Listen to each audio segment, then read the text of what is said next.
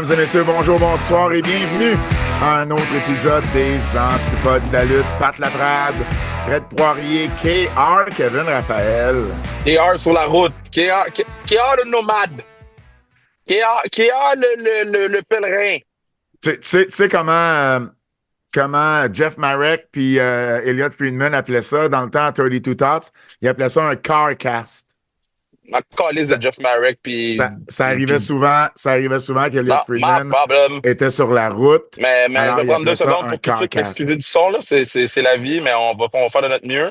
Puis Non, mais excuse-toi pas, tu sais même pas si le son est mauvais. Je sais, je fais assez de podcasts pour savoir. Ben oui, mais Fred va faire de la magie, là. On va essayer de faire de la magie. Moi, je suis au bureau. Je suis quand même en portatif aussi. T'es-tu au bureau? T'es pas chez vous, là? Non, je suis pas chez nous. Je suis débordé dans le job. Fait que je me suis fait un petit setup de fortune aussi. Fait que, mais ça devrait aller. Dans mes oreilles, ça sonne bien. Fait que ça devrait être quand même correct. Les patinets sont dans le jus, man. I love it. Hey, mais parlant d'être dans le jeu, parle-nous donc sans restriction Chrono 3 qui s'en vient, là. Vous êtes rendu à combien de billets, là? 89%. Le dernier 10%, guys, on peut-tu le penser que je pense à d'autres choses? Ça s'en vient. Fait que, non, ça se passe bien. Là, on est content. On est content du turnout, on est content des gens, on est content de l'engouement dans la ville de Cowansville. On a déjà une date de prévue pour le 4, mais on a eu des grosses discussions pour le 5. Et le 5 va être dans un endroit mythique qui n'est pas à Cowansville. Donc. Attends, le 5 quoi, là? Le sans restriction 5. Ah, OK. Excuse, OK. Ouais, là, ça devient sérieux, notre affaire. Là, ça devient un petit peu sérieux. Fait que là, le 4, ça va être à Cowansville, puis le 5, si tout va bien, ça risque d'être dans une autre ville. Mais on est très, très, très heureux de l'intérêt des gens pour notre produit, puis je pense qu'on a des belles nouvelles qui s'en viennent. Fait que espace diffusion pour avoir vos billets à Cowansville, puis abonnez-vous aux infolettes là, pour avoir toutes les nouvelles d'avance, là, parce que nous, on va drop les billets en pré-vente sur nos différentes infolettes. Ça va être ça. L'infolette de sans restriction ou d'espace diffusion? D'espace diffusion et sans restriction. Oui. Quand tu achètes des billets, tu peux t'abonner. Là. Je comprends. N'oubliez pas de vous abonner sur notre Patreon qui book. On a évidemment les nouvelles en extra qui sont là. Cette semaine, on a eu la première édition de Hot Takes. On a également le retour de AEW Full Gear qui est là. On va avoir les questions du public qui ont été mises en ligne il y a 10 minutes.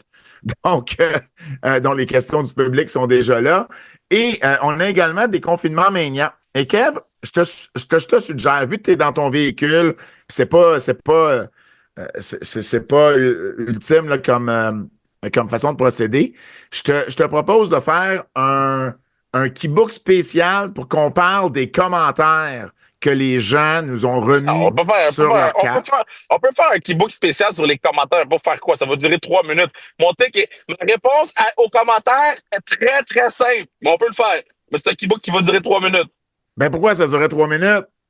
Ben parce que je sais pas qu'est-ce que vous allez dire après, qu'est-ce que je vais vous dire comme commentaire. Je sais pas, mais moi, j'ai pas fait un calcul là exact.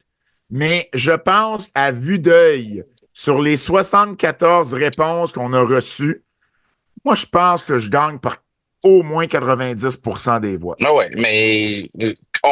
si ça prend 3 minutes, vas-y, dis-le. On peut en reparler de cette affaire-là, mais tu sais, en tout cas, j'ai beaucoup de hot takes, mais c'est pas le moment pendant que je conduis dans une tempête de neige. Là. Fait que je vais essayer de rester zen et calme pour pas pogner le champ. Alors, c'est pour ça que je te dis... Mettons sur la route dans le Québec, là, mettre des astis de lampadaires, ça vous tente pas? Il n'y a pas de lumière! Pas de lumière, il n'y a pas un lampadaire! Il n'y a pas un lampadaire sur la route! Moi, je suis là, il est 5h11! J'ai vu les Bears perdre! Il est 5h11, oui! Il n'y a pas de lumière! Ah, yo, this is crazy! Ben, Kev, d'abord, on fera vraiment un podcast spécial. On prendra le temps de lire les commentaires, de calculer les votes, puis tu diras ce que tu as à dire, puis je dirai sûrement quelque chose à ce que tu as à dire. Donc, on va faire un petit spécial là-dessus en fin de semaine ou en début de semaine prochaine. Perdons pas de temps. Allons. Oui, oui, pardon, pas de temps. Oui, je pensais que j'avais d'autres choses à dire, mais j'ai rien d'autre à dire. Fred, les nouvelles. Bon, fait que Paul Heyman et CM Punk sont de retour dans probablement la nouvelle de la semaine.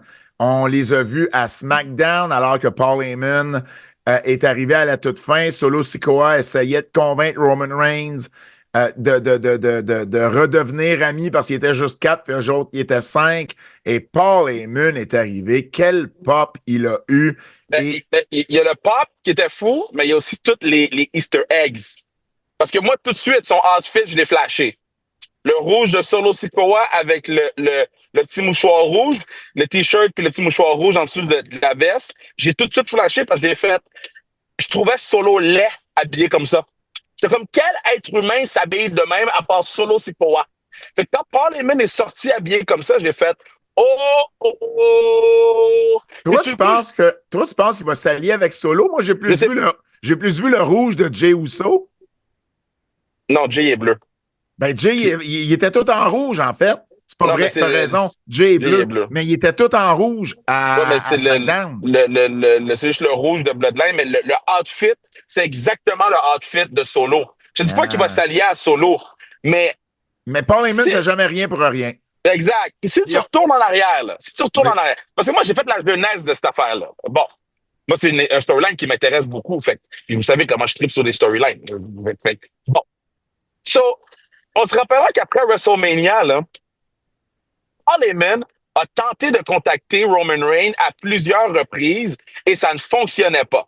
Au point que Roman Reigns dise, au point que Paul Heyman dise, je suis pas capable d'entrer en contact avec le Tribal Chief. Il m'a laissé tomber. Je suis à la merci de Solo. Puis tout le temps, il espérait que Roman Reigns revienne. Mais Roman Reigns n'est jamais revenu pour Paul Heyman jusqu'au point qu'il se fasse passer à travers une table. OK? C'est la partie 1 de ce que je vous présente. Ensuite, ça apparaît par CM Punk a fait son retour à SmackDown. Paul Heyman a dit à CM Punk, malgré le fait qu'il était encore dans le Bloodline, il a dit à CM Punk, amène-moi avec toi. Et qu'est-ce que CM Punk a fait? Tout de suite, il a essayé de protéger Paul Heyman. Donc, entre CM Punk et Roman Reigns, le seul qui a protégé vraiment Paul Heyman, c'est Roman Reigns. Ce qui nous amène fast-forward à quand Roman Reigns essaie finalement de l'appeler. Donc, ça veut dire que ça, c'est la première fois que Roman, il l'appelle depuis que Roman le ghost de WrestleMania. Ben non, mais ça veut pas dire parce que c'est peut-être juste nouveau là, qui n'arrive pas à le rejoindre. OK, mais oui, peut-être, mais dans l'histoire, il l'appelle pas au début, puis après ça, la fois qu'on acknowledge qu'il l'appelle, il est pas capable de le rejoindre. Oui, là-dessus, je suis d'accord. Fait que, tu sais, mettons, grossièrement, on peut penser que c'est la première fois que Roman Reigns essaie de rejoindre son advocate. Ça pourrait être ça. Fait que là, ça fait en sorte que je comprends maintenant Paul Heyman s'il tourne contre Roman Reigns. Parce que Paul Heyman peut dire, yo, tu m'as pas protégé, tu m'as laissé tomber. Moi, j'ai toujours été là pour toi. Check lui, CM Punk, c'est un Paul Heyman guy, j'étais avec lui depuis le début. Ça, là, l'histoire vient peut-être de prendre un autre level, là. Juste à partir du petit outfit que Paul Heyman portait. Mais combien de temps t'as pensé à tout ça? Mais parce que ça fait quand même plusieurs semaines que je mijote là-dessus, là. On dirait que tu avais un travail à faire à l'école. Non, parce que ça m'intéresse, ce storyline-là, puis il y a tellement de Easter eggs, puis c'est quand CM Punk est revenu, tout de suite, j'ai pensé à la promo qu'il avait faite à SmackDown, puis que l'autre, il avait dit « Yo, prends-moi avec toi, tu sais. » Mais la façon qu'il dit « Prends-moi avec toi », c'est genre, il n'y a personne pour venir me sauver. La personne qui était supposée venir me sauver, qui m'appelle à chaque semaine, il répond pas. Puis là, vice-versa, la personne qui se faisait appeler, qui appelle Paul Heyman, répond pas. Ça, là, c'est great stuff, là. Puis, t'as-tu remarqué? Sami Zayn, il porte jamais le même chandail que les autres partenaires, hein? Ben, Sami Zayn, tout le monde avait c'était-tu un OTC? Il y avait un type de T-shirt, puis lui, c'était marqué Sami Uso. Sami n'a jamais le même chandail que les autres. Non. que ça, c'est un autre Easter egg parce que c'est Sami Uso. Mais je te dis pas qu'il va le faire, là. Je te dis pas qu'il va turner, là. Mais Sami Uso pourrait être Sami Uso avec Bloodline 2.0. 100%. Il y a beaucoup de possibilités, puis je trouve ça vraiment intéressant. Puis écoute, il n'est pas impossible non plus qu'il y ait un nouveau membre de la famille qui arrive, là, Lance Anoa'i, il est là, dans la compagnie. Là. Ouais, mais je pense pas qu'il aurait mis Lance Anoa'i dans le PC puis qu'il l'aurait présenté comme ils l'ont présenté s'il était pour rentrer dans l'histoire. Moi, je pense que Tanga Loa va rentrer dans l'histoire à Survivor Series. Pas Tanga Loa, c'est quoi le nom du partenaire New Japan, là? Ikuleo. Ikuleo. Je pense que Ikuleo va rentrer dans la donne à Survivor Series. Ça va redonner peut-être un petit boost aussi à Bloodline 2.0. Puis après ça, est-ce qu'on va commencer à avoir une discorde entre CM Punk et Tribal Chief? Il y a ça aussi, là. Ouais. Ah non, c'est vraiment, vraiment, vraiment intéressant. Pour vrai, là. Il y en a jusqu'à WrestleMania. Puis après ça, le but, c'est que ça rentre... Roman a dit qu'il y en avait il y avait des idées pour 3 ans encore avec le Bloodline. C'est... Juste avec qu'est-ce qu'on vient de se parler pendant les 5 dernières minutes, là, on a 1 an de Bloodline, là. Ah ouais. Puis on n'a même pas calculé The Rock, là. Effectivement. Daniel Garcia est devenu champion TNT à Full Gear. Il a battu Jack Perry. Perry a eu un règne de 146 jours là, lorsqu'il avait gagné le match dans un ladder match à Forbidden Door au mois de juin. Ça avait été, on en a parlé évidemment sur notre retour de Full Gear en début de semaine. Ça a été un bon match, là, rien de... Pas le meilleur match de la soirée.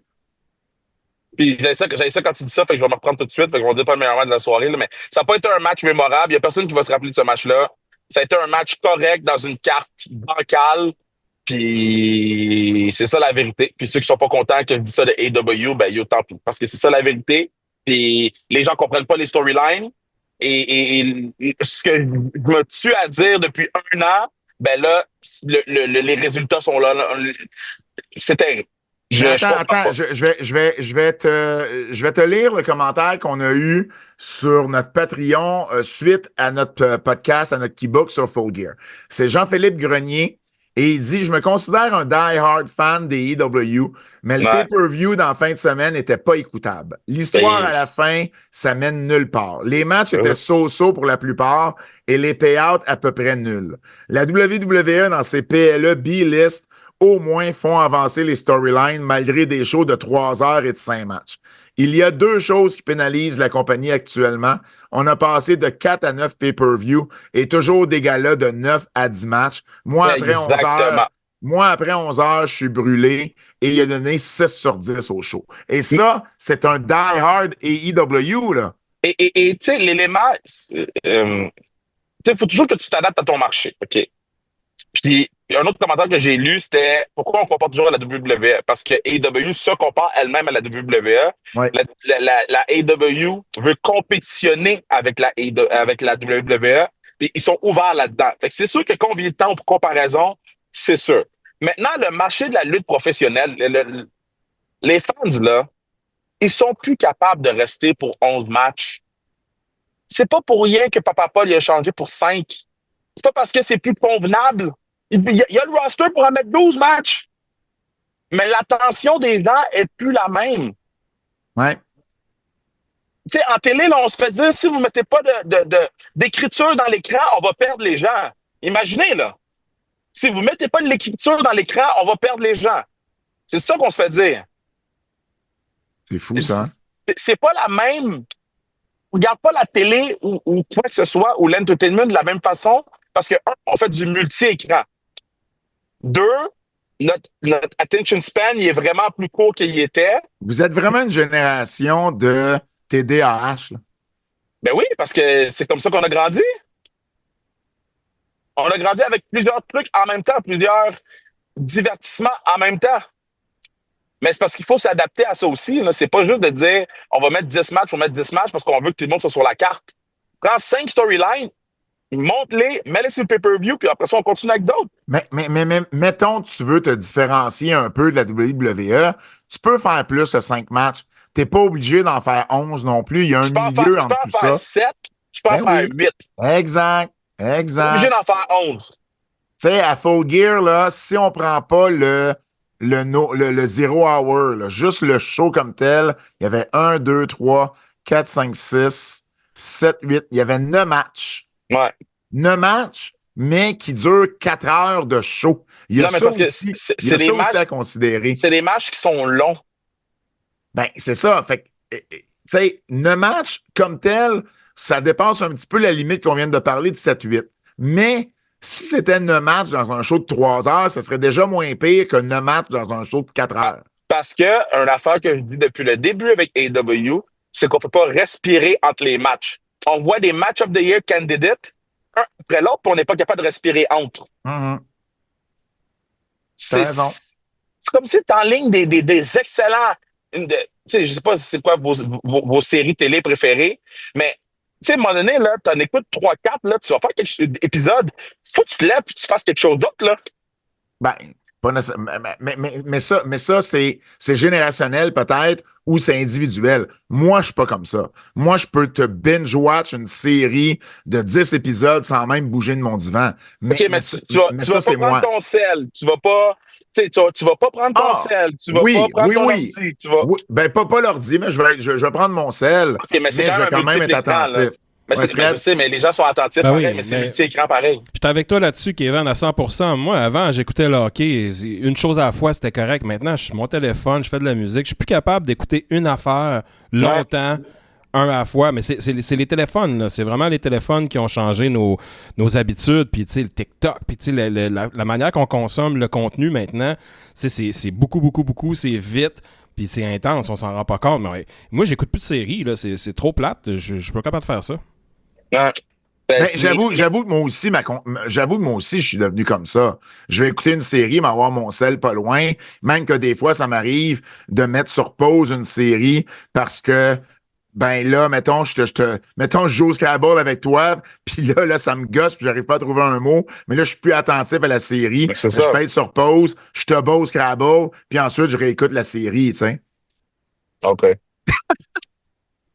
Mais tu sais, à la fin de la journée, tu sais, c'est ça la réalité. Puis tu sais, AEW vit beaucoup dans le passé de ce que Tony Khan aimait quand il était plus jeune.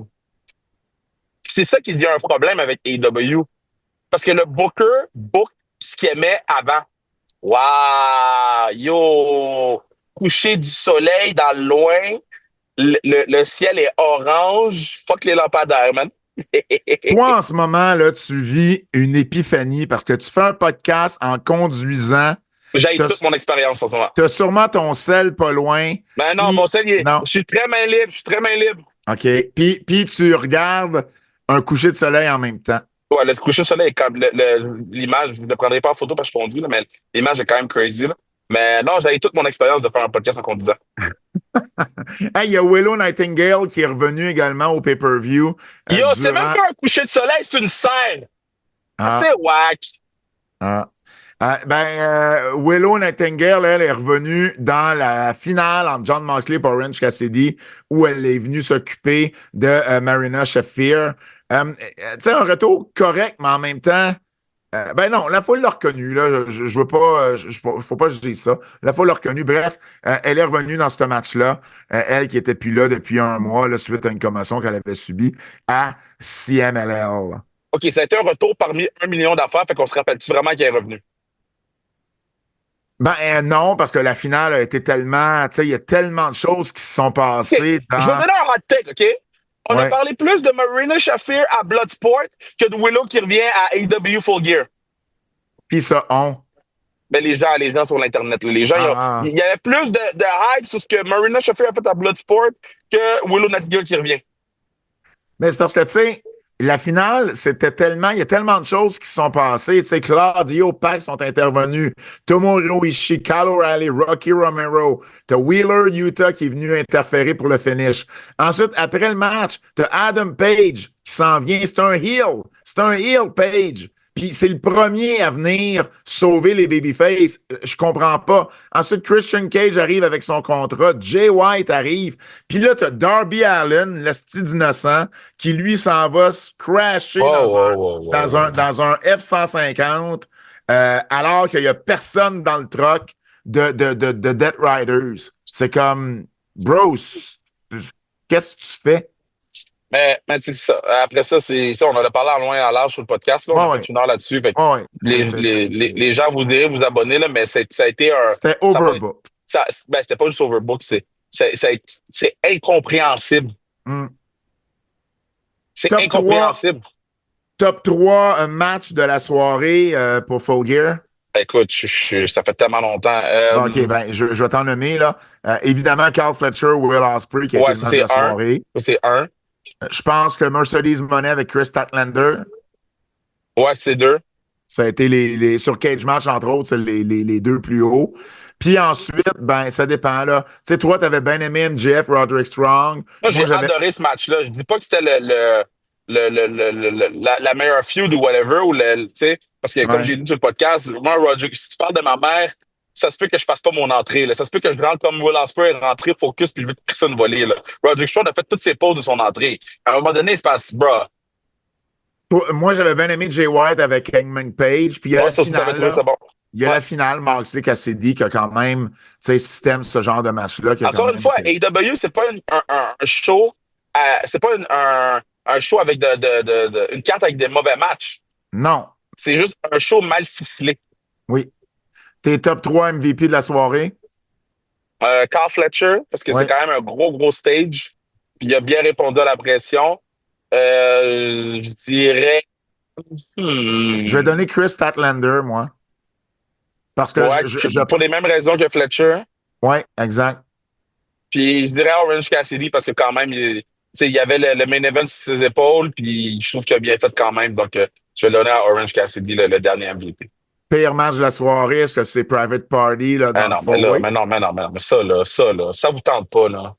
Ça vous tente pas, là. Faites juste le dire, ça vous tente pas. La surprise de la soirée? La surprise de la soirée, c'est peut-être Mercedes Moné, Chris Statlander, qui est le deuxième meilleur match de la soirée. Ma surprise de la soirée, c'est le fait que tu sais, je vais toujours me rappeler d'une expression de Bertrand qui a dit Tony Khan, il tourne plein d'assiettes en même temps. Là. Mais ma surprise de la soirée, c'est visible aux yeux de tous. Ouais. Parce que là, c'est plus juste Bertrand, c'est plus juste KR. Là, c'est tout le monde qui a vu puis qui fait Chris, les gars avaient raison, man, shit. Et la déception de la soirée, ben moi, elle revient à Ricochet contre Takeshita, là. On s'attendait. Grosse déception. Takeshita fait des matchs 5 étoiles partout dans le monde, puis là, contre Ricochet, ça se donne, ça s'est pas donné, là, ce match-là, malheureusement. Mettons là. Cage Match a donné 6.6 à ce match-là. Imagine. Mettons là, puis on l'aime Samantha, fait que je vais faire attention à ce qu'il dit de son boy, là, mais. Mettons Ricochet, là. Il était-tu dans la bonne chaise de la WWE, finalement? Ben, écoute, c'est pas comme ça. Puis on en a parlé, ça. J'en ai parlé sur le Keybook, là. Il est pas bien booké, Ricochet. En ce moment, il est encore perdu dans le Continental Classic, là. Il est pas bien booké, mais finalement, sa chaise à la WWE, c'était-tu vraiment la chaise qu'il méritait, finalement? Je sais pas. Ben, parce que là, à date, tout ce qui se passe à AEW donne raison au positionnement qu'il y avait à WWE. Je comprends. OK. Mercedes Moné et Camille se sont séparés à Dynamite cette semaine. On en parlait justement sur le Keybook à quel point, mais tu sais, Mercedes avait demandé à Camille de rester backstage. C'est ton healer, là, mais tu restes backstage. Ben, c'est ça. Et là, ben, ils se séparent à Dynamite. Mercedes qui l'a blâmé de rien faire. Mais oui, mais tu lui dis de rester backstage. Fait que j'ai pas trop compris. Et Camille a dit, ben non, tu me congédies pas, je démissionne. OK. Hey, j'ai hâte de voir la suite avec Camille, ça n'a pas de sens. Mais non, mais c'est parce qu'encore une fois, c'est une histoire qui est. Ça fait même pas. Ça fait pas un an qu'ils sont ensemble, là. Ça fait pas 6 mois. Ça fait pas 6 mois. Là, ils se séparent, fait qu'il faudrait qu'on ait un attachement sur la séparation de leur relation. OK. Non, je sais. Non, mais Quand j'en parle, les gens sont pas arrivés. Arrête, là. Il y a de plus en plus de gens qui sont d'accord avec toi, là. Arrête. Non, mais non, je veux des excuses de tout le monde. Arrête. Non, Oui, personne. oui, Non. oui, Non. oui. Je veux des excuses de tout le monde. Non, c'est pas tout le monde. C'est pas tout le monde qui voit la. Mais- Kevin Raphaël, c'est pas tout le monde qui voit la lumière au même moment.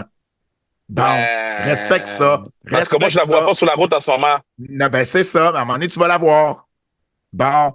Fait que respecte ça. Puis arrête d'être petty. Non, je pédis, tout pédis. Kevin Petty Raphaël. Come on. KPR. Les participants du Continental Classic, justement, sont connus. Alors, on a la Ligue bleue et la Ligue or.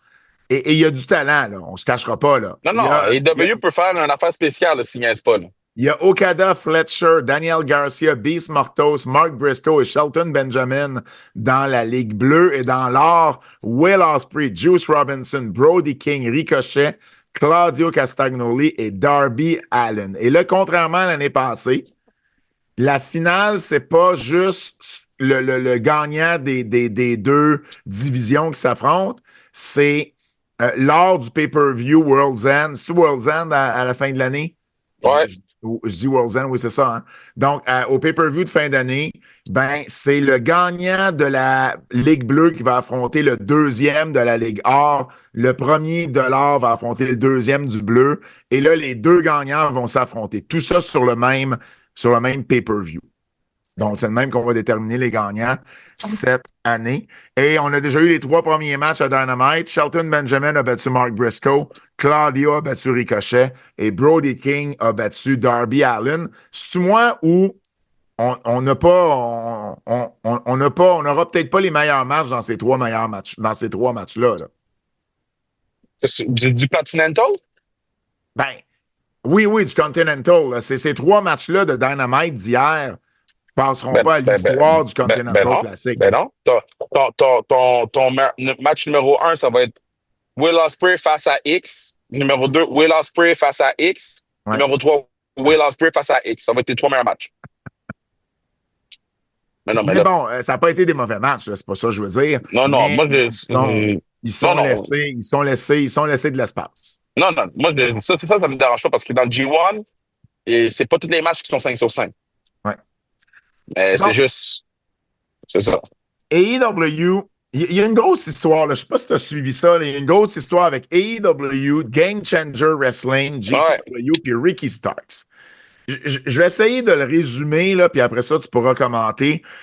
Donc, dans le fond, ça a commencé avec GCW, son propriétaire Brett Lauderdale, qui a dit qu'il n'était pas content qu'AEW fasse 3 shows à Hammerstein Ballroom, qu'il y avait un genre de règles non écrites, que tu laisses quand même un délai, même si c'est pas sous contrat, que tu laisses un délai à une autre promotion qui utilise la même salle, parce que, bon, AEW l'utilise durant le temps des fêtes, et JCW, c'était déjà annoncé qu'il l'utilisait le 19 janvier prochain.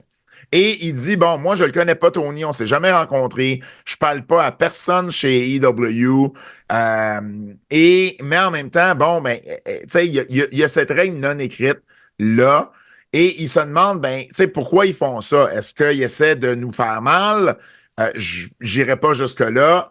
Il dit, je pense que c'était juste pas la chose la plus polie à faire. Il choisit bien ses mots. Je t'arrête là, avant que tu continues. Oui. Maintenant, si Brett Lauderdale n'avait pas de la misère à vendre ses étiquettes, est-ce qu'il dirait ça?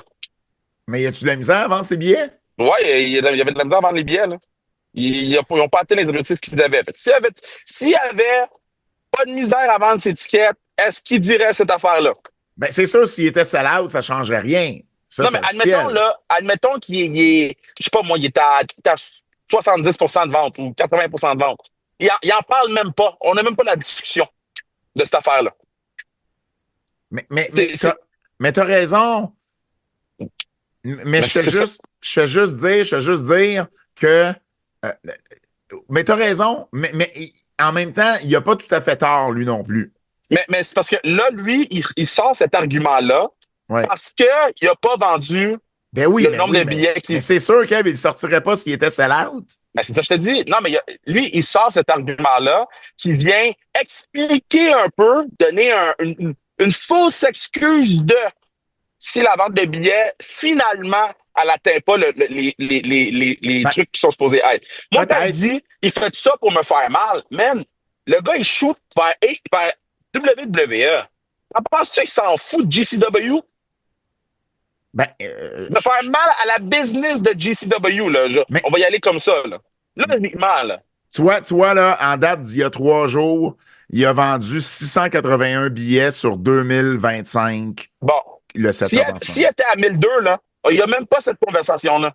Probablement. Ben, en fait, peut-être que oui, parce que la question lui aurait peut-être été posée pareil, mais il aurait peut-être été plus. Mais je le trouve, j'ai pas trouvé qu'il avait été rough. Dans, Je dans dis ses pas commentaires. je dis pas qu'il est rough. Je dis pas qu'il est rough. Je dis que cette excuse-là, c'est petit. OK. OK. OK. Moi, c'est ça que je trouve poche. Ensuite, Ricky Starks avait fait une apparition à JCW la semaine passée. Ouais. Et là, on annonce qu'il va être à JCW le 19 janvier au Ouais. Hammerstein Ballroom. Ça fait 8 mois qu'on n'a pas vu Ricky Starks à AEW. Et là, ben, AEW décide de retirer Ricky Starks du show de JCW. Selon ce qu'on entend, AEW n'aurait pas été content des commentaires de Brett, mais également des commentaires du lutteur FI. C'est ça, c'est ça. Parce que FI a dit sur son podcast que Brett n'était pas propriétaire d'une équipe de football, qu'il n'y a pas un père qui paye tout, puis qu'il dit, je veux pas que ça devienne personnel, mais il dit, vous n'êtes pas les seuls joueurs en ville. Et ça, à la limite, FI a un podcast, il a le droit de dire ce qu'il veut. Mais là, AEW retire Ricky Starks. Puis il y a bien des choses que je trouve whack là-dedans. Premièrement, Brett Lauderdale dit, j'ai jamais parlé à personne d'AEW qui m'a donné une explication.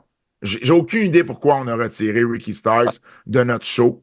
Ils l'ont quand même laissé aller là à JCW au début. Ben, exactement. Ils l'ont laissé faire l'apparition, puis là, ça l'a blow up un peu, puis là, Tony s'est fâché, puis il l'a enlevé. Et c'est pas comme si les gars des EW pouvaient pas faire rien d'autre. Là. Tu l'as parlé tantôt, Marina Sheffer était à Bloodsport, puis John Moxley était là aussi. Maintenant, si les raisons, c'est les commentaires de Brett Lauderdale, Tony Khan a la peau sensible en tabarnouche. Si c'est FI, je trouve ça encore plus whack. Parce que Brett Lauderdale l'a dit, puis je suis d'accord avec lui, je contrôle pas FI.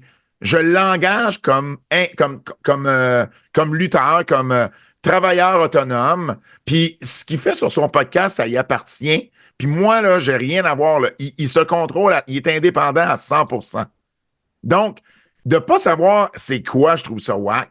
Si c'est les rumeurs qui ont été mentionnées, je trouve ça encore plus whack. Puis, tu sais, pourquoi s'attaquer à un petit comme ça, surtout que d'un lutteur que tu n'utilises pas depuis 8 mois, là. 8 mois. Fait qu'il pénalise Ricky Starks aussi là-dedans, là, Tony. Ouais. Fait que, tu sais, j'ai bien la misère avec tout ça, pour être bien honnête. Moi, je trouve que tout le monde est perdant dans cette affaire-là. Tout le monde paraît mal. 100%. Tout le monde paraît mal, puis je calcule FI aussi là-dedans. Il n'y avait pas besoin d'aller là. Il n'y avait pas besoin de dire ces affaires-là. Oui, mais en même temps, c'est une société, tu as le droit de dire ce que tu veux. Mais je n'ai pas dit qu'il n'y avait pas le droit, je dis qu'il n'y avait pas besoin. Bon, ouais, je comprends. Il a le droit de dire qu'est-ce qu'il veut. Sauf que pour moi, il n'y avait pas besoin d'aller jouer là-dedans. Si tu veux dire que le booking n'est pas bon, tu peux dire que le booking n'est pas bon. Mais la notion que Tony Khan, il ne travaille pas parce que papa, il paye tout. Tony Khan, c'est un des gars de la business qui travaille le plus fort. C'est peut-être pas celui qui travaille le mieux, mais c'est peut-être celui qui travaille, un des gars qui travaille le plus fort. Fait que c'est même pas vrai qu'est-ce qu'il dit. Mais c'est correct, mais c'est correct ça, mais Tony n'a pas à pénaliser JCW pour les propos d'FI. Mais ça, après ça, Tony, moi là, puis je t'ai donné mon tête, tout le monde m'a perdu. Mais à la limite, tu communiques avec JCW puis tu dis, parle à tes gars parce que ça, j'en veux plus. Ou, à la limite, ben regarde, moi, si FI est sur le show, je t'envoie pas Ricky Starks. Mais ça aurait été encore pire, ça. Ça aurait été encore pire. Ben, parce qu'il a resté de l'argent à FI. Ben peut-être, mais là, les gens auraient été fâchés. Mais en même temps, là, c'est Ricky Starks qui est pénalisé là-dedans. Ben, Ricky Starks, c'est pas pénalisé, ça paye pareil. Mais oui. Il manque pas un chèque, Ricky Starks, il n'est pas pénalisé de rien. Ben Ricky Starks, c'est pas pénalisé de rien. Non, c'est pas vrai, ça. C'est pas vrai, ça, il est pénalisé de quoi? Ben, il y aurait eu une paye en allant à GCW.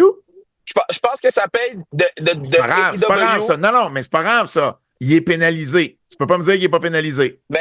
Moi, je pense que quelqu'un, OK, qui reçoit une paye pour rester chez eux. Mais c'est pas grave, ça. Attends, je vais finir. Il reçoit une paye pour rester chez eux, puis que la personne qui lui donne sa paye, là, c'est lui qui dit tu peux aller ou tu peux pas y aller. C'est tout. Il n'y a pas de question d'être pénalisé ou pas pénalisé. Est-ce qu'il aurait fait de l'argent plus? Oui, mais à la fin de la journée, j'allais dire Tony Stark, mais c'est quoi son prénom? Stark? Ricky Stark? Là, t'as mélangé Avengers puis la lutte. Ricky Stark sait très bien que faut qu'il ait la permission de Papa Tony avant de faire de quoi. Ben, en fait, on ne sait pas, ça. Je sais pas c'est quoi dans son contrat. J'ai pas lu le contrat de Ricky Starks. Mais nous, quand on veut engager quelqu'un de AEW, il faut qu'il ait la permission de AEW. Exemple. Ça dépend des contrats. Exemple, quand on voulait engager Serena Deebs, il n'y a pas de S. Elle était intéressée. Par contre, il fallait quand même avoir l'approbation de AEW. Il fallait envoyer nos affaires pour prouver qu'on est une vraie promotion de lutte puis qu'on veut pas qu'il n'y a pas de qu'elle est en sécurité. Je te dis pas le contraire, je te dis juste que ça dépend des contrats. Cela dit, très possible que Ricky Starks, son contrat soit comme ça. Si Serena Deeb, son contrat est comme ça, je suis pas mal sûr que le gars qui était tag team champion pour la compagnie, son contrat est comme ça aussi. Mais mon point, c'est pas ça. Mon point, c'est qu'il a quand même été pénalisé, ne serait-ce que parce qu'il n'a pas lutté. Puis je pense que ce gars-là veut lutter en ce moment. Donc, il est pénalisé de ne pas avoir pu lutter, puis il est pénalisé monétairement pareil. Bon, en tout cas, il est pénalisé, je te dis pas que t'as pas raison, t'as raison là, de dire que si c'est dans son contrat, ben il a pas le choix, puis il est quand même payé. Mais tu peux pas dire qu'il est pas pénalisé parce qu'il aurait fait de l'argent de plus pareil. Pour moi, c'est pénalisé quand il y avait une possibilité. Puis c'est pénalisé, Kev, parce qu'il a dit oui pour ensuite y dire non. Ben oui, mais c'est son boss. C'est pas grave. S'il avait dit non du départ, j'aurais pas de problème. Mais là, quand tu dis oui, puis après ça, tu dis non, puis pour que tu restes assis chez vous, là, j'ai un problème. Ben, ça, c'est correct, ça. Pour moi, mais à la fin de la journée, Ricky Starks travaille pour Tony Khan. Moi, il y a des affaires que... Techniquement, c'est un travailleur autonome, mais ça... Mais il travaille pour Tony Khan. Je le sais que dans le monde de la lutte, puis Brett Lauderdale en a parlé de ça aussi, là. T'sais, c'est un travailleur autonome, mais qui n'est pas autonome. T'sais, on s'entend, c'est malheureusement ça, la lutte. S'il n'est pas content, qu'il s'en aille. Ben, il peut pas, il est sous contrat. Ben, il peut demander son release. Il va demander son release, puis il va dire parfait, je te donne ton release, tu n'as pas le droit de signer avec WWE, TNA, tout. Va faire les indies. Ben, c'est ça que je dis. Fait qu'il est pris là-dedans, puis je trouve que c'est... Il est pris là-dedans. Ils sont payés, man. Ben, puis ça. Mais Kev, il est pris là-dedans. Oui. Si y a un contrat quelque part, là, OK? Si y a un contrat quelque part, c'est très bien qu'est-ce que tu signes. Puis là, tu as un beef, parce que là, l'affaire, c'est pas juste ça. Il y a Tony Khan puis Ricky Stark, il y a un beef, parce que là, tu étais au Royal Rumble, là.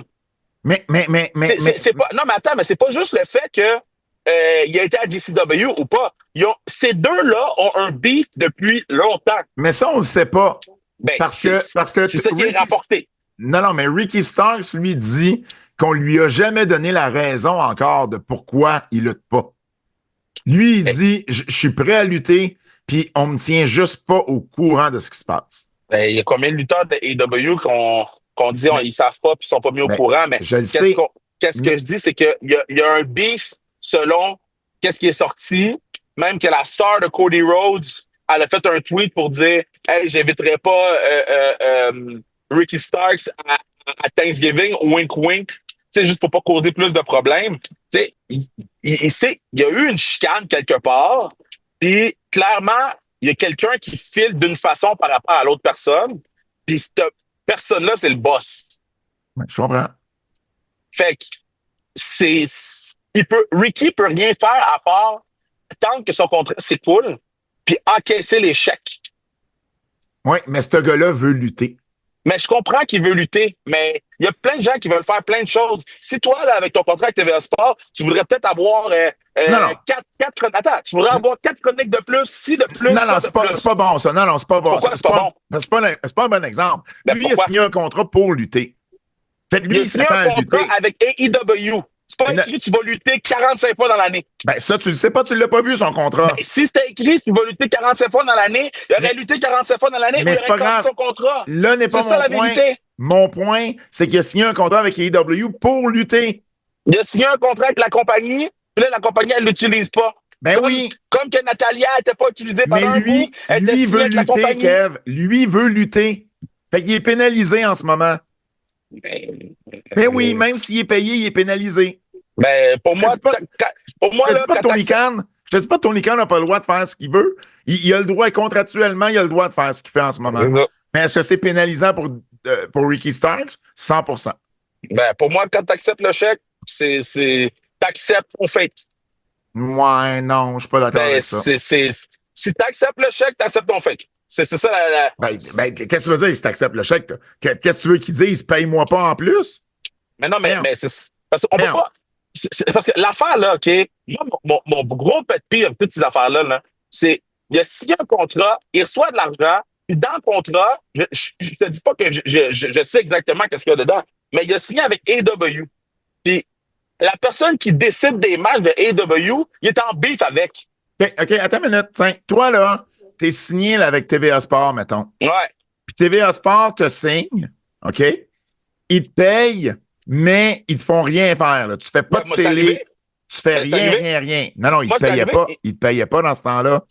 Non, mais parce que c'est pas un salaire. Ben oui. Pas un salaire. Écoute mon exemple. Prends le temps de m'écouter. Ils te payent, mais ils te mettent pas à télé, ils font rien avec toi. Mais pendant ce temps-là, t'as pas le droit d'aller à RDS, t'as pas le droit d'aller à Télé-Québec, t'as pas le droit de travailler pour Bell, t'as pas le droit de faire V, t'as le droit, si tu veux... En fait, ton exemple est pas très bon, là, parce que, mettons, Ricky Stark peut pas faire AEW et selon ce qu'on pense, excuse-moi, il peut pas faire WWE et selon ce qu'on a appris cette semaine, GCW. Fait c'est comme si tu pourrais pas faire RDS, for sure, parce que c'est compétiteur direct. Puis, ben là, on va t'empêcher de faire Télé-Québec. Mais ils m'ont pas dit que je peux pas faire nouveau. Ils m'ont pas dit que je peux pas faire Radio-Can. Ils m'ont pas dit que je peux pas faire... ils ont dit, ben yo, la boss de Télé-Québec. France Baudouin, elle a dit quoi? Puis là, je suis pas content. Fait que non, là, tu peux plus aller à Télé-Québec. Je vais te dire, tu sais quoi? C'est moi qui ai signé le papier. Je savais dans quoi je m'embarque. C'est sûr que je vais être en crise. Je te dis pas que je serai pas fâché. Bon. Mais ça veut pas dire que à la fin de la journée, si je suis fâché de quelque chose, puis ça m'est arrivé dans des situations d'être fâché de quoi que ce soit, mais je vais pas prendre ton argent. Décalisse, man. Mais non, mais c'est contractuellement parlant, t'as pas le choix de prendre l'argent. De quoi tu jases? Parce que l'affaire, là, c'est en fait, ils te mettent dans le compte, là, ou en fait, tu fais juste pas faire de facture, là. Moi, il s'est passé une situation, je vais pas rentrer dans les détails de là. Il s'est passé une situation que j'étais mécontent d'une situation, puis j'ai fait valoir mon point, une fois, deux fois, trois fois, rien n'a changé. Puis par la suite, j'ai dit parfait, ben OK, ben j'en veux plus. Je veux rien avoir de vous autres. T'étais pas aux oiseaux à ce moment-là. Hein? T'étais pas aux oiseaux à ce moment-là. Aux oiseaux? C'est une expression. Ah. Mais en tout cas, c'était un jeu de mots, mais oublie ça, c'est pas grave. Fait que c'est ça. Fait que, tu sais, puis quand. Parce que moi, j'ai crois fortement, là, si t'es pas content, tu prends pas la paix des gens. Là. Ben non, mais oui, mais Kev, ça marche pas comme ça. Si t'as signé un contrat, la compagnie a des engagements de te payer. Mais quand j'ai fait ça, là, yo, ça a bougé juste au 3e étage. Parce qu'ils ont dit, OK, là, il est rendu dangereux pour la compagnie parce qu'il n'accepte même pas notre argent. Les gens, ils ne te payent pas pour que tu sois content d'être payé. Là. Ils te payent parce qu'ils veulent te contrôler. Du moment qu'ils perdent le contrôle de toi, c'est là que ça devient dangereux pour eux. Fait que c'est là qu'ils engagent la conversation pour de vrai. Bon.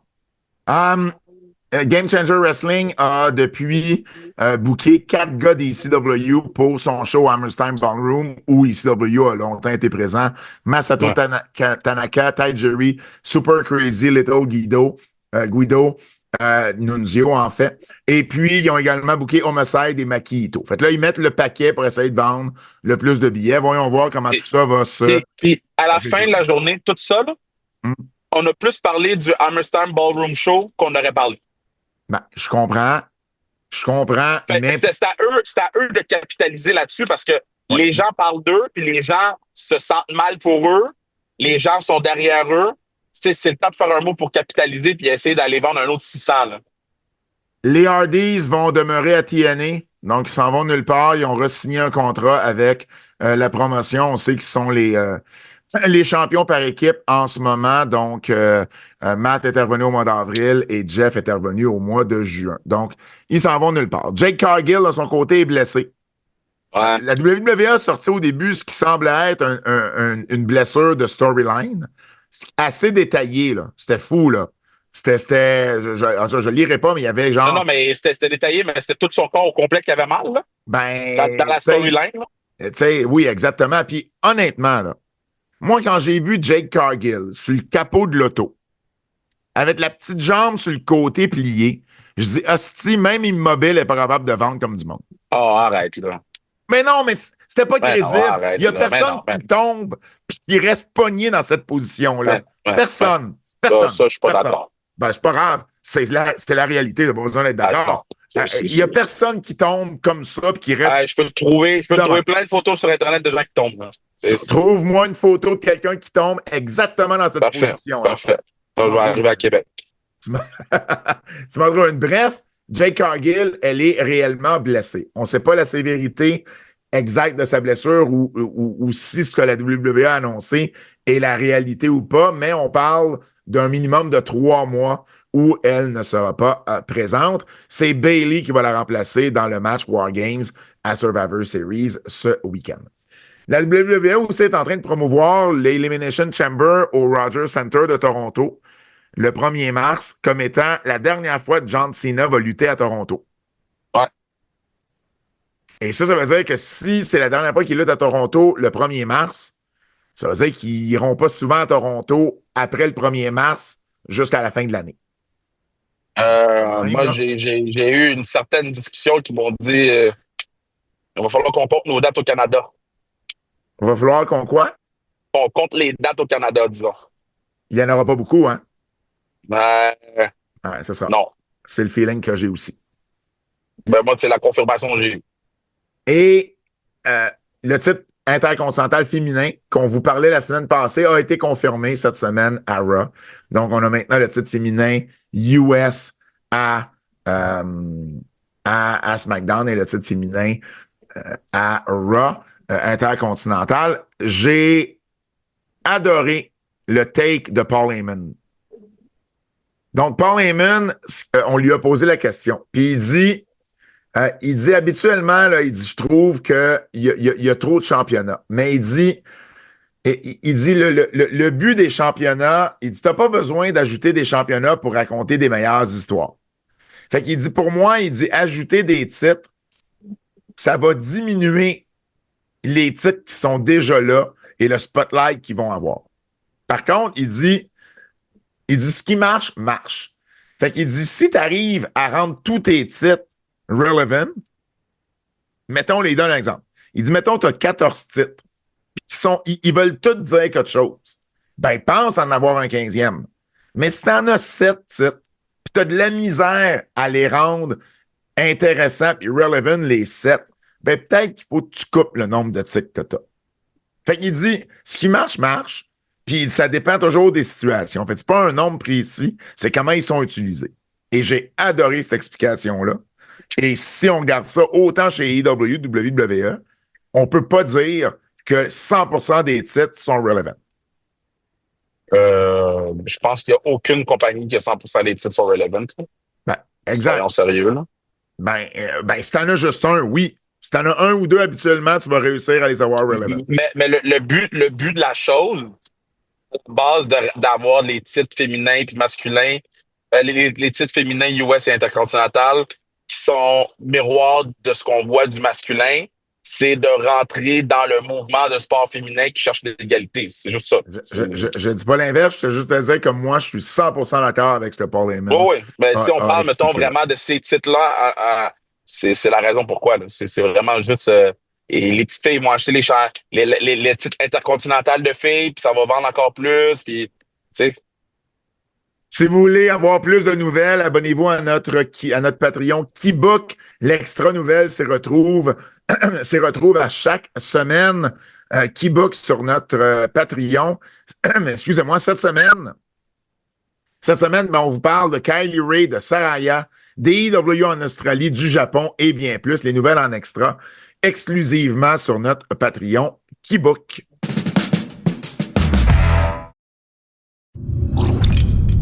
Lutte québécoise. Lutte québécoise. On recommence. Lutte québécoise. Oh, shit. Laissez pas tranquille. Qu'est-ce que t'as fait? J'ai toussé, man. Je me suis surpris.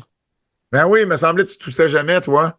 Excuse-moi, je touche jamais quand il faut que je parle à la télé. Pas quand que je suis dans mon char sur un Zoom puis que je fais un podcast. Hey, le Québécoise, un petit retour sur Battle War de dimanche dernier. Kev, j'ai entendu une des meilleures promos de l'année, Twiggy, qui est gérant de Thomas Dubois, le champion, une promo heel, là. Mais Twiggy avait tellement une poise, là, tu sais, Un calme. un calme, puis il sortait, là, puis c'était la bonne intonation, puis le bon rythme, c'était vraiment très bon, puis c'est un excellent improvisateur, Twiggy. Il y a un gars, à un moment donné, qui lui a crié, à Thomas Dubois, « Get a room ». Twiggy a arrêté sa promo et avec le même calme, il a regardé le gars, puis il dit, tu sais, je vais le dire en anglais, il dit, « Yes, we're gonna get a room, and your mother will be in it ». Et là, la foule a réagi. C'est bon, ça. Puis là, il a ajouté, il dit, I'm gonna watch Thomas have sex with your mother. J'étais là, wow! Très bon. Ah non, la foule a réagi, a popé au bout là-dessus. Fait que, grosse promo de Twiggy, un des bons gars au micro. Alors, ouais, c'est pas mal en anglais. Oui, plus qu'en français, mais si quelqu'un a dit quelque chose en français, il dit en français, c'est pas grave. Tu sais, comme mettons, moi, quand j'anime en remplacement, moi, j'anime en français, puis c'est correct aussi. Mais mettons, tu dirais-tu c'est une promotion anglophone, ça, je veux dire. Plus anglo que franco. Ouais. Les Wonder Boys ont battu mon oncle Saint-Jacques et Fred Lamerveille dans la finale. Et Fred s'est libéré en fin de mon oncle Saint-Jacques. Et il a attaqué Saint-Jacques. Et ça va être le gros match, là. Tu sais, le gros brawl du temps des fêtes avec le sapin, là. Mais ça va être ce match-là, Fred contre mon oncle Saint-Jacques, le 15 décembre prochain. Sinon, ben, Michel Plante a défendu pour la première fois le titre des Faufounes électriques contre Leon Saver et voilà, donc encore une grosse foule, pour vrai, là, je vous en avais parlé le mois passé, mais on a eu une aussi grosse foule, puis habituellement, c'est décembre, le gros show. Donc, je peux même pas croire à combien de personnes on va avoir en décembre, le 15 décembre à Battle War. Femme fatale. Dans le sens que ça va être plein? C'est déjà plein, non? Ben oui, exact, mais habituellement, c'est pas plein en octobre et en novembre comme ça l'est, et en décembre, c'est le gros show, c'est plein. Alors là, c'est plein avant d'arriver en décembre. Fait que j'ose même pas imaginer comment plein ça va être. Ouais. Du côté de Femme Fatale, on a annoncé un nouveau match cette semaine. Les Wicked Ones, la Parfaite Caroline et Stéphanie Saint-Clair, qui vont affronter pour la première fois l'équipe MAD, c'est-à-dire Mary Lee Rose et Angie Sky, qui fait un retour à Femme Fatale. On avait Jessica Black et Vanessa Craven qu'on vous avait annoncé. Azael qui défend son titre contre Midian Zoe Sager d'Edmonton qui fait partie du WWE programme et Danny Leo. Et là, Kev et Fred... Tu vois, c'est pour ça que le WWE est bon. C'est exactement pour ce que tu viens de faire. Et Fred, sors-moi un petit spoiler. Spoiler alert! Je vous annonce un match. Peut-être que, j'espère que ça dépend à quel moment le podcast sort vendredi versus notre annonce, mais je vous annonce un match qui risque d'être un match de l'année au Québec. Match triple menace pour déterminer l'aspirante numéro 1 au titre. Casey Diamond contre Chris Tara contre Lou O'Farrell. Oh yeah, baby. Ces trois Oh, yeah. filles-là ont une chimie une avec les autres. Là. Casey avec Chris, Chris avec Lou, Lou avec Casey. Alors, les trois ensemble, ça peut juste être bon. J'ai out de voir ce match-là. 14 décembre, samedi, le 14 décembre, Centre Horizon à Québec. On a déjà plus de 60% des VIP de vendus. Alors, il en reste encore, mais dépêchez-vous avec l'annonce de ce match-là. Ça risque de partir assez rapidement. Et Christara nous en parle de ce match-là sur Sans Restriction. Et bon, là, vu que ton show il arrive bientôt, on va le mettre cette semaine. En fait, c'est Fred qui va le monter, mais il ne sait pas encore. Là. Mais on va monter Christara cette semaine pour Sans Restriction. Donc, vous allez pouvoir entendre parler. En fait, on apprend plus sur Christara. Puis elle a fait un effort plus que considérable pour faire l'entrevue en français, majoritairement. Donc, je vais l'écouter, ce podcast-là, parce que je suis pas sûr que je connais tout de son parcours à Chris. Donc, je vais l'écouter avec attention.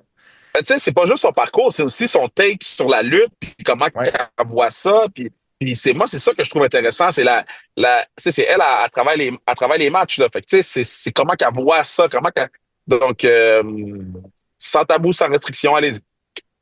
Coup de cœur.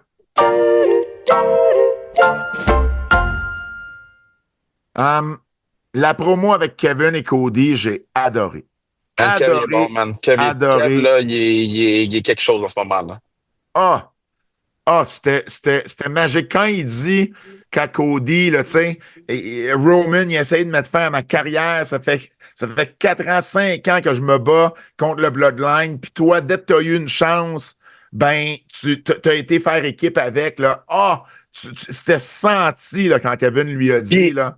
L'autre, le seul problème que je vois là-dedans, c'est que Kevin a tellement raison c'est Cody le heel. Ça fait combien de fois je le dis? Combien de temps je le dis? Ouais. Kevin a raison! Ouais. Ah non, c'était vraiment, vraiment bon. Puis ça a été confirmé, hein, ça va être la finale du Saturday Night Main Event. Nice. Le 14 décembre prochain. Donc, venez à Femme Fatale, mais enregistrez Saturday Night Main Event sur NBC pour pouvoir l'écouter après. Là, l'autre affaire aussi, là. Moi, Raw, j'ai aimé d'un bout à l'autre. Il n'y a rien que j'ai pas aimé dans Raw cette semaine. Je ne sais pas si c'est parce que j'étais dans un mood ou whatever.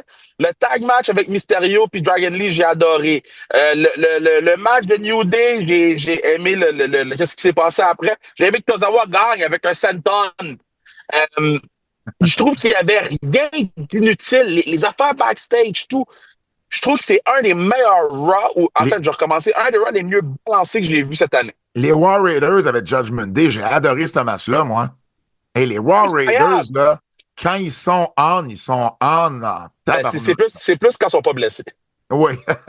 Ouais, surtout, moi, j'ai jamais vu les War Raid Cats. Il y a bien des airs, hein, Kev? J'ai jamais vu ces patinets-là mailing. Il y a des R et des W, tu saignes du nez, c'est sûr. Les War Raiders. J'ai jamais vu les War Raiders niaiser. Hein. Oh, wow. Non, pour vrai, t'as raison, ça a été un bon Raw cette semaine. J'ai aimé, puis je l'ai mis dans mes coups de cœur, j'ai aimé la take de Paul Lévesque sur Netflix. Parce que ça fait poser la question, ça t'inquiète le fait qu'il y a eu, tu sais, un peu de buffering lors du match de Tyson puis Jake Paul. Puis il dit, écoute, il y avait 60 millions de maisons qui ont écouté le show. Il dit, si j'ai 60 millions pour Raw, il dit, je vais être OK qu'il y ait un peu de buffering. Puis il a apporté une précision intéressante. C'est 60 millions de maisons, mais c'est 2-3 personnes par maison. Exactement. Donc, c'est du 120 à 180 millions de personnes qui ont écouté le show. Là. C'est fou, là. Penses-tu qu'ils s'en foutent du buffer? C'est pour ça, tu sais, il n'y aura pas le même buffer parce que il n'y aura pas 60 millions de maisons qui vont écouter Raw chaque semaine ou SmackDown, tu sais. Non, mais j'ai quand même hâte de voir parce qu'il va avoir plusieurs particularités, disons. J'ai hâte de voir comment ils vont être en mesure d'arrimer tout en même temps parce que c'est de la job, là. T'as-tu d'autres coups de cœur? Parce que moi, j'étais un peu plus léger au niveau des coups de cœur cette semaine. Ben, tu sais, moi, comme je te dis, j'ai adoré Raw. Ouais. SmackDown, on en a parlé du segment important. Fait que je te dirais, c'est pas mal ça. Là. Dynamite. Il n'y a rien Ok. à dire sur Dynamite. On va passer à avertissement. Non, mais Avertissement. Ce segment pourrait contenir des critiques négatives. non, mais un peu plus, c'est en calice la fin, là. Non, même moi, je comprenais rien.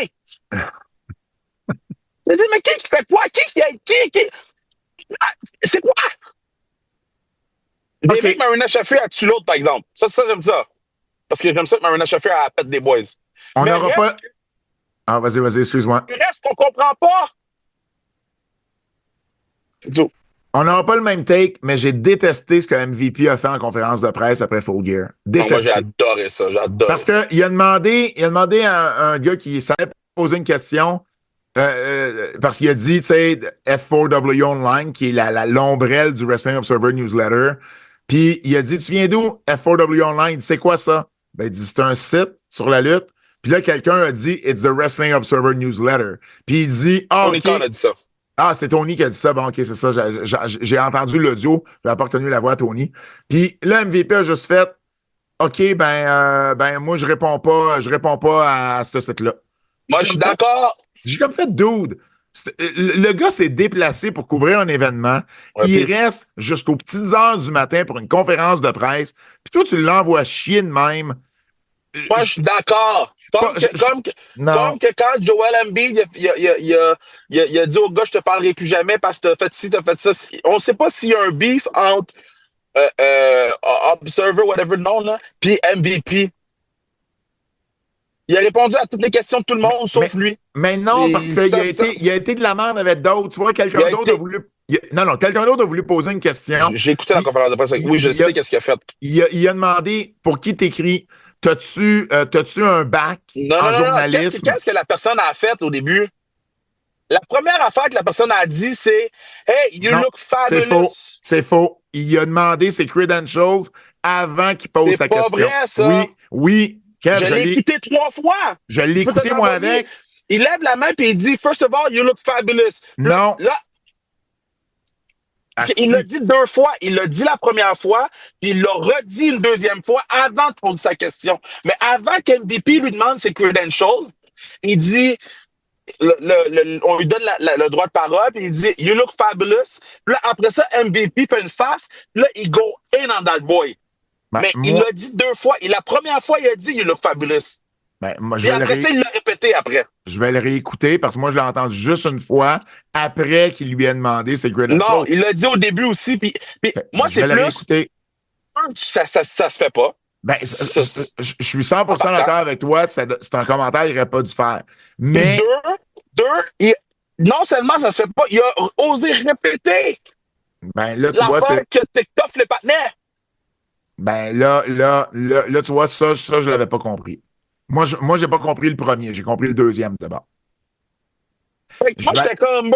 Je vais aller le Moi, quand il l'a réécouter. dit, j'étais comme, c'est une marque, man. 100%. 100%. C'est un commentaire-là, c'est un commentaire de Marc. Ça, là-dessus, je suis d'accord avec toi. Hey, je vais aller le réécouter, puis je t'en reparlerai la semaine prochaine. J'ai bien aimé le match de Nia Jax avec Bianca Belair à Raw.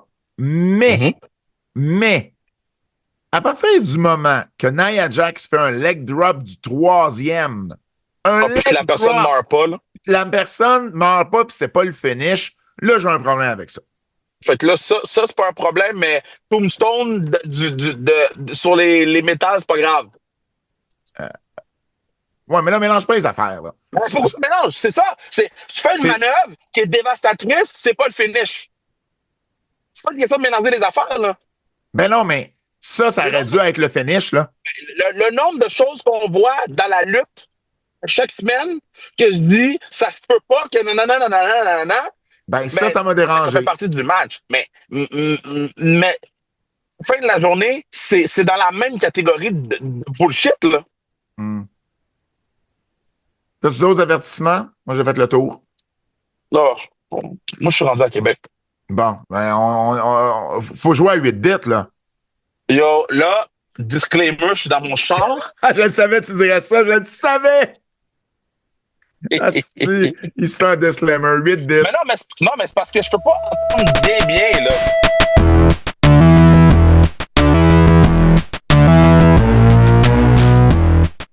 OK. On va essayer à distance comme ça avec tes écouteurs. Fred, première toune. Aïe, aïe, aïe. Stone Cold Steve Austin. C'est ça. T'es chanceux parce qu'il est facile cette semaine. Deuxième toune.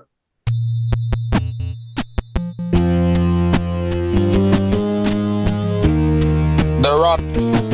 C'est ça. Vous êtes vraiment... c'est trop facile, les boys, là. Mais non, mais ça tombait bien, là, t'étais à Là, distance. les boys, là. Le dernier. Darby Allin. Oh, Lick! Je pensais que tu prendrais un peu plus de temps. Ah, tu me fâches. Non, mais je suis... Pour vrai, là, Tu me fâches. je suis imbattable à ce jeu-là. C'est tout ce que je fais avec mes enfants. On va le faire, l'affaire de 20 thèmes en moins d'une minute. Là. On va essayer de le faire. J'essaie de programmer ça. Il nous reste 2 segments. Prédiction.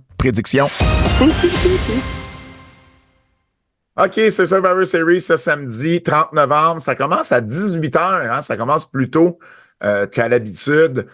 Et on a 5 matchs. Et puis, ben voilà, les prédictions là-dessus. LA Knight va défendre son titre des États-Unis contre Shinsuke Nakamura. Shinsuke. Ben, si tu veux continuer ce que tu as commencé il y a 2 semaines avec Shinsuke, il faut que tu le fasses gagner. Je suis d'accord avec ça. Braun Breaker défend son titre intercontinental dans un match triple menace contre Sheamus et Ludwig Kaiser. Il y a un côté de moi qui voudrait que Braun garde le titre parce que ça fait 2 fois qu'on lui enlèverait. Mais d'avoir Ludwig Kaiser comme champion, j'haïrais pas ça. Non, moi, je pense que c'est Sheamus. Il va avoir sa triple couronne. Ça va être, son Grand Slam, ça va être fait. On n'en parlera plus.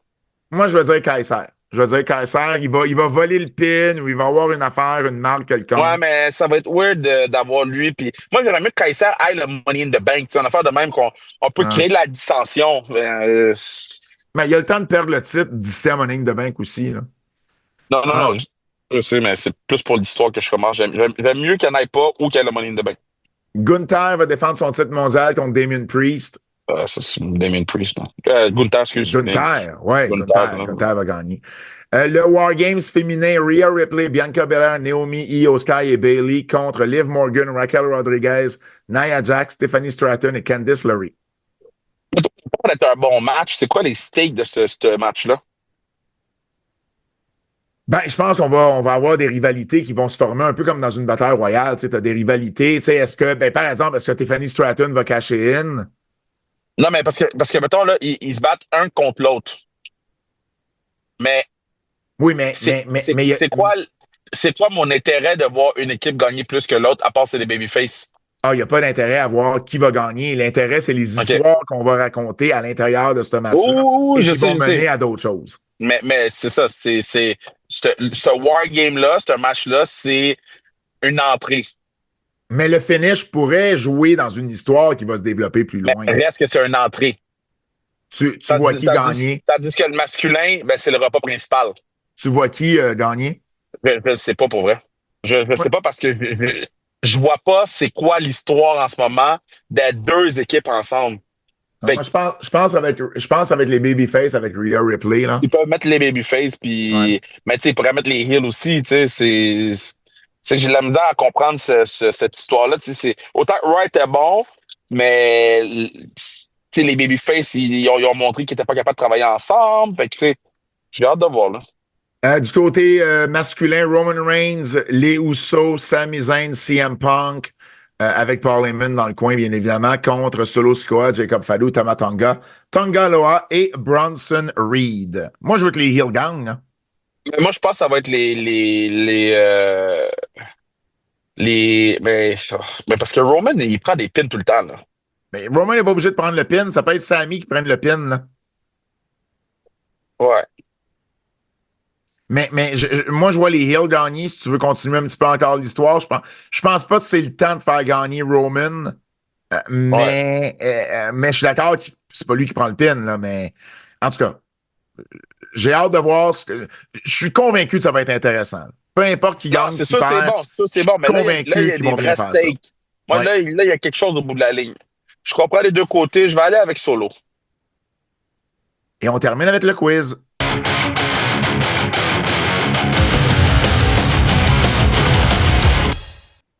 Le quiz de notre ami Double J, Jérôme Jacques. Qui a attaqué Jade Cargill à SmackDown entre Bianca Belair ou Charlotte Flair? Naomi. OK, mais c'est pas ça la question. Mais c'est parce que c'est aucune des deux. Je sais pas quoi te répondre, c'est Naomi. OK. Tu penses que c'est Naomi? Oui. OK. Entre les deux, je vais te répondre Bianca Belair du côté de la question à Jay.